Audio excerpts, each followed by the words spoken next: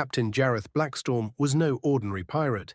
He had plundered gold, sunk enemy ships, and outdrunk the fiercest sailors. But nothing prepared him for what he found in the ruins of a sunken temple. A strange compass, its needle spinning wildly, pulsed in his hands.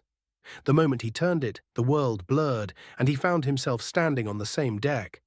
But the crew was gone, replaced by a ghostly, unfamiliar ship.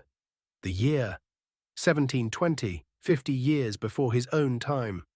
Jareth staggered, watching pirates long dead scramble across the deck. He had heard of the legendary Captain Red Hand, a ruthless marauder who vanished without a trace. And there he was, alive, barking orders, his eyes locking onto Jareth.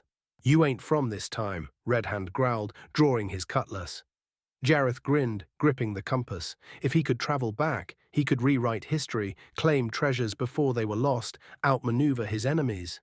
But as Red Hand lunged, Jareth twisted the compass, vanishing into the storm of time once more. The future, the past, it was all his for the taking. And what was a pirate, if not a master of plundering? Even time itself could not escape his grasp.